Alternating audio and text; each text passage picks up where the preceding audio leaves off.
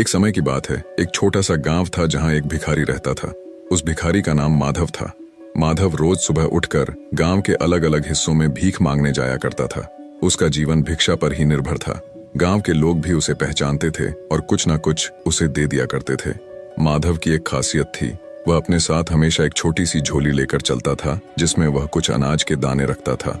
ऐसा वह इसलिए करता था क्योंकि इतने वर्षों में उसने एक बात समझी थी, अगर कोई उसकी झोली में कुछ न देखे तो उसे भीख देने में हिचकिचाते थे। अगर उसकी झोली में कुछ पहले से ही दिखे तो लोग उसे और भीख दे देते थे। ये उसकी भीख मांगने की चालाकी थी। एक दिन वह सुबह जल्दी उठकर अपने काम पर निकल पड़ा। आज वह कुछ अजीब सा महसूस कर रहा था, जैसे आज का दिन कुछ खास होगा। जैसे ही वह गांव की मुख्य सड़क पर पहुंचा, उसने देखा कि सामने से एक शानदार रथ आ रहा है। रथ की चमक और उसकी सुंदरता देखकर माधव को समझ में आ गया कि यह राजा का रथ है। माधव ने सोचा, वाह, आज तो किस्मत खुल गई। अगर राजा की नजर मुझ पर पड़ गई और उसने कुछ दे दिया तो मेरी जिंदगी ही बदल जाएगी। वह जल्दी से सड़क के किनारे खड़ा हो गया और राजा के रथ के पास से गुजरने का इंतजार करने लगा। जैसे ही रथ उसके पास पहुंचा, कुछ अजीब हुआ। रथ उसके पास आकर रुक गया। माधव हैरान रह गया। उसकी आंखें चौड़ी हो गईं जब उसने देखा कि राजा खुद रथ से उतरा और उसकी ओर बढ़ने लगा। अब उसकी कल्पनाएं और तेज हो गईं। उसने सोचा, अरे, आज तो मैं राजा से कुछ मांगने जा रहा हूँ। शायद वह मुझे ढेर सारा सोना, चांदी या कोई बड़ी चीज दे देगा। लेकिन तभी एक और चमत्कार हुआ। राजा ने अपनी झोली उठाई और उसे माधव के सामने फैला दी। माधव की आंखें फटी की फटी रह गईं। उसने सोचा, यह क्या? राजा मुझसे भीख मांग रहा है।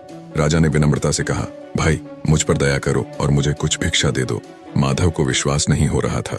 उसने सोचा, यह तो उल्टा हो गया। राजा मुझसे भीख मांग रहा है। लेकिन राजा ने उसकी ओर देखते हुए कहा, यह मेरे लिए बहुत महत्वपूर्ण है। हमारे राज्य पर एक संकट आ रहा है और राज ज्योतिषियों ने कहा है कि अगर मैं इस संकट से बचना चाहता हूँ तो मुझे पहले व्यक्ति से भीख मांगनी होगी जिसे मैं आज सुबह देखूं, और तुम वह व्यक्ति हो। कृपया मुझे कुछ दान दो। अब माधव असमंजस में था। वह सोचने लगा, क्या मैं राजा को कुछ दे दूं? लेकिन मैं खुद तो एक भिखारी हूँ। मेरे पास तो खुद ही कुछ खास नहीं है। अगर मैंने राजा को कुछ दे दिया तो मेरे पास बचेगा क्या? काफी सोच विचार के बाद उसने अपनी झोली से एक छोटा सा अनाज का दाना निकाला और राजा की झोली में डाल दिया। राजा ने मुस्कुराते हुए सिर झुकाया और अपनी झोली बंद कर ली। फिर वह वापस अपने रथ की ओर चला गया। माधव ने देखा कि राजा तो बिना कुछ बोले चला गया, लेकिन उसके मन में खट्टापन था। वह सोचने लगा, क्या मैंने सही किया? राजा खुद भी तो इतना अमीर है, वह मुझे कुछ मूल्यवान दे सकता था। और मन ही मन राजा को बुरा भला कहने लगा। दिन भर माधव को बहुत भिक्षा मिली। उसकी झोली में अनाज, पैसे और कपड़े भर गए, लेकिन उसके मन में एक अजीब सी बेचैनी थी। उसे राजा से मिलने का मौका मिला था और उसने उस मौके को व्यर्थ जाने दिया। शाम को जब वह घर पहुंचा, उसकी पत्नी ने उसकी ओर देखा और बोली, आज तो तुम्हारा नाम पूरे गांव में फैल गया है। लोग कह रहे हैं कि राजा ने तुमसे भीख मांगी। वाह, तुम कितने महान हो। लेकिन माधव को खुशी नहीं हुई। वह गुस्से से बोला, तुम्हें क्या पता, राजा ने मुझसे भीख मांगी थी। भला मैं राजा को क्या दे सकता था? और मैंने उसे केवल एक दाना दिया।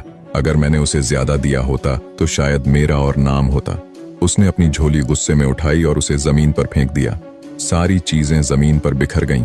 जैसे ही अनाज जमीन पर गिरा, माधव की नजर एक चमकते हुए दाने पर पड़ी। यह वही दाना था जो उसने राजा को दिया था और अब वह सोने का बन चुका था। माधव यह देखकर हक्का बक्का रह गया। वह सोचने लगा, अगर मैंने राजा को सिर्फ एक दाना देकर सोने का दाना पाया है, तो अगर मैंने उसे ज्यादा दिया होता तो मेरा पूरा जीवन बदल सकता था। वह जमीन पर बैठ गया और रोने लगा। वह समझ चुका था कि उसने अपनी लालच के कारण एक बड़ा मौका खो दिया। यह कहानी एक बहुत महत्वपूर्ण सीख देती है। हमें अवसरों को पहचान कर बिना स्वार्थ के दान देना चाहिए।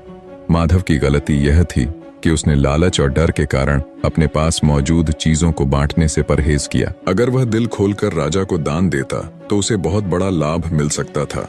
इस कहानी से यह संदेश मिलता है कि जब भी हमें कुछ देने का मौका मिले तो हमें निस्वार्थ भाव से देना चाहिए। यही दान हमें जीवन में असली सफलता और खुशी दिलाता है।